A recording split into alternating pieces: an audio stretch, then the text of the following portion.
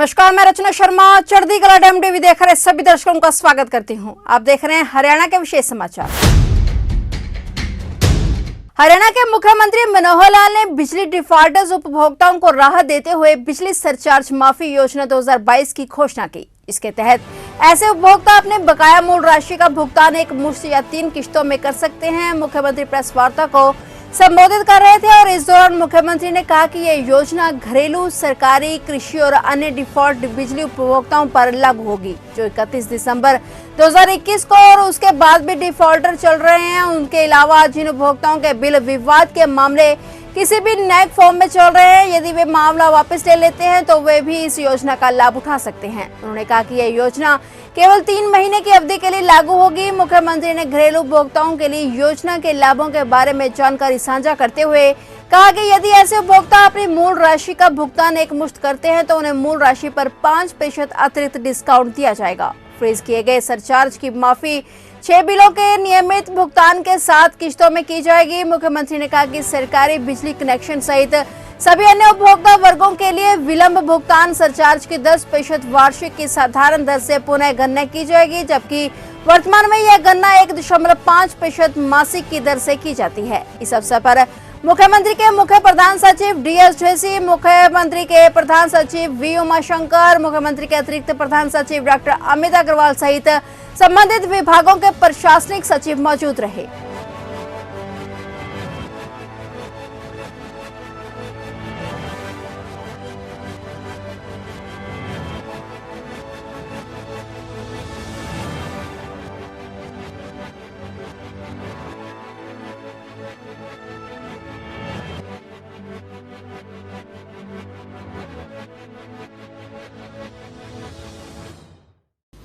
इसी प्रकार एक योजना है हमारी पावर डिपार्टमेंट की।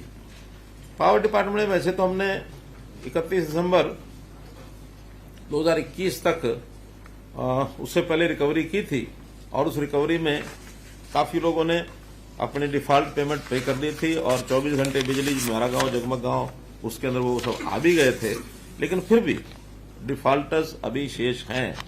हम चाहते हैं कि जल्दी से जल्दी इस चैप्टर को पिछले को बंद करके हर एक घर को 24 घंटे बिजली मिले। जो हमारे 5600 कुछ गांव ऐसे हैं जिनको बिजली 24 घंटे मिल रही है, 1000 के लगभग ऐसे अभी भी बाकी हैं जो 24 घंटे में नहीं दे पा रहे हैं। उसमें बाकी कारण इंफ्रास्ट्रक्चर के छोटे मोटे हो सकते हैं, लेकिन बड़ा कारण यह है कि उनकी पिछली पेंडेंसी वो खत्म हो जाए। उसके लिए फिर से हम स्कीम लेकर के आ रहे हैं कि जो उनका बकाया है वो मूल राशि हम उनको सरचार्ज सारा माफ कर रहे हैं ना, सरचार्ज इंटरेस्ट सारा माफ कर रहे हैं। हाँ, डोमेस्टिक है, डोमेस्टिक के लिए मूल राशि एक मुश्त दें या थोड़ा और भी उनको सुविधा हो जाएगी 3 किश्तों में भुगतान कर दें अगले बिलों के साथ। एक मुश्त देने पर 5% और एक मुश्त अगर देंगे तो 5% उसका डिस्काउंट देंगे। कब तक का माफ कर रहे हैं? ये आज से पहले का जितना भी सरचार्ज है 21 में जो डिफॉल्टर थे और अभी अच्छा 31 ये पिछले साल 31 दिसंबर में 2021 को जो डिफॉल्टर थे उससे पहले के मूल राशि पर डिस्काउंट मिलेगा 5%। वो तो छोड़ ही दिया सारा, यानी इंटरेस्ट और पेनल्टी तो सारी छोड़ दी। बाकी जो 5% है उसमें से भी 5% कम कर देंगे अगर वो एक मुश्त तारा देते हैं। फिगर कुछ है जी सर, 2792 करोड़ डोमेस्टिक रूरल है, जिसके ऊपर सरचार्ज 1276 करोड़ है। कुल मिला के 4069 करोड़ है डोमेस्टिक रूरल और 759 करोड़ है डोमेस्टिक अर्बन। 759 पे तो सरचार्ज नहीं है, सरचार्ज शामिल है उसमें 74 करोड़। ये हमने पहले तो 3 किश्तें लिखी और बाद में 6 बिलों के नियमित भुगतान मतलब सर आगे के लिए, अच्छा आगे के लिए जो देते रहेंगे अगले 6 बिल में तो उनका वो माफ हो जाएगा। यानी जो हमने सरचार्ज की माफी करनी है वो भी तुरंत नहीं होगी। 6 महीने 6 बिलों में 6 महीनों की रेगुलर पेमेंट अगर होती रहेगी तो उसमें 1/6 हर बिल के साथ उनको क्रेडिट करते जाएंगे और 6 बिल यानी 1 साल के बाद उनका सारा वो माफ हो जाएगा। अगर वो 6 बिल तक भी पूरा नहीं करते हैं तो फिर ये रिवाइव हो जाएगा जहां उन्होंने छोड़ा था। अगर उसमें से एक मुश्त देता है फिर तो बात ही खत्म हो बात ही खत्म हो गई। 5% के साथ माइनस हो गया। हाँ। 3 महीने का फिर नहीं, एक मुश्त देने के बाद भी सरचार्ज उनके नाम रहेगा, साल भर के बाद वो सजा माफ होगा। क्योंकि मानो आज एक मुश्त ले गए और फिर अगले 2 महीने के बाद डिफॉल्टर होना शुरू हो गए। एक साल तक रेगुलर बिल भरे। रेगुलर बिल भरे और हर 2 महीने के बाद जो बिल भरेगा तो सरचार्ज उसका मान लो 6,000 करोड़ है तो हर 2 महीने बाद 1,000 करोड़ कम हो जाएगा। क्योंकि बचत खाते में रख दिया गया तो देता रहे तो हाँ, वो रेकरिंग एक उसका वो खाता चलेगा। ऐसे ही बहुत से सरकारी विभाग ऐसे हैं जिनकी पेंडेंसी पुरानी बाकी है, तो सरकारी बिजली कनेक्शन सहित अन्य जो उपभोक्ता वर्ग है उसके लिए भी इसी प्रकार की एक शर्त रखी है।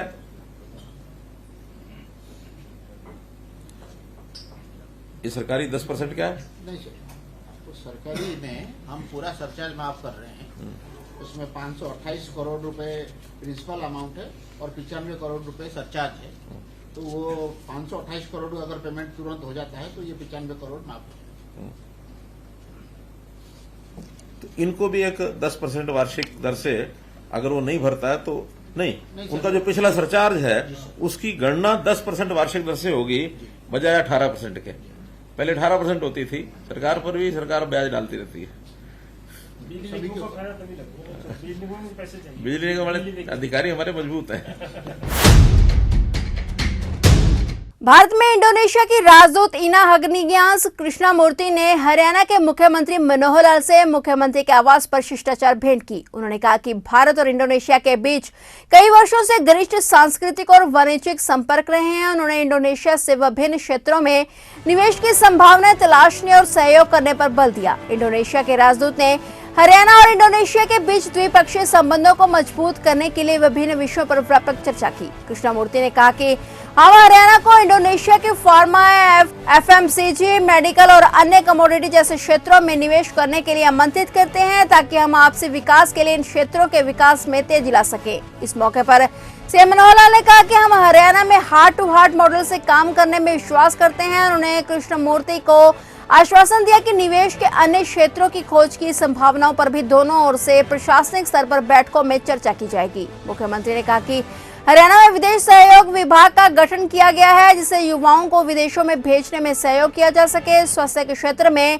नर्सिंग की मांग बढ़ाने के लिए कार्य किया जा सकता है। मुख्यमंत्री ने इंडोनेशिया को कुरुक्षेत्र में गीता महोत्सव उत्सव और सूरजकुंड में क्राफ्ट मेले का हिस्सा बनने के लिए आमंत्रित किया। उन्होंने कहा कि इंडोनेशिया का भारत के साथ लंबा सांस्कृतिक संबंध है और हम पारस्परिक लाभ सुनिश्चित करने के लिए विभिन्न क्षेत्रों में भागीदार बनकर संबंधों को आगे बढ़ाएंगे। वहीं इंडोनेशिया की राजदूत कृष्णमूर्ति ने हरियाणा को स्पोर्ट्स हब बनाने में सरकार के योगदान की भी सराहना की। उन्होंने कहा कि हरियाणा सरकार ने अपने खिलाड़ियों को बेहतर खेल और बुनियादी ढांचा प्रदान करने और खिलाड़ियों की कौशल और निपुणता को बढ़ाने के लिए एक सामंजस्यपूर्ण वातावरण बनाने के लिए कारगर कदम उठाए हैं। उन्होंने कहा कि भविष्य में हम एक स्पोर्ट्स एक्सचेंज प्रोग्राम पर कार्य करेंगे क्योंकि इंडोनेशिया के खिलाड़ी बैडमिंटन और टेबल टेनिस जैसे खेलों में बेहद सक्षम हैं। इस दौरान भारत में इंडोनेशिया की राजदूत कृष्णमूर्ति ने मुख्यमंत्री मनोहर लाल को इंडोनेशिया की एक स्मारिका भेंट स्वरूप दी। वहीं मुख्यमंत्री मनोहर लाल ने भी इंडोनेशिया के राजदूत को भगवत गीता की पवित्र पुस्तक भेंट की। मुख्यमंत्री के आवास पर हुई दोनों नेताओं की शिष्टाचार बैठक के दौरान मुख्यमंत्री के मुख्य प्रधान सचिव डीएस ढेसी, कला और सांस्कृतिक मामले विभाग के प्रधान सचिव डी सुरेश, प्रधान सचिव विदेश सहयोग विभाग योगेंद्र चौधरी, महानिदेशक एवं सचिव विदेश सहयोग विभाग अनंत प्रकाश पांडे, मुख्यमंत्री के विदेश सहयोग विभाग के सलाहकार पवन कुमार चौधरी भी उपस्थित थे।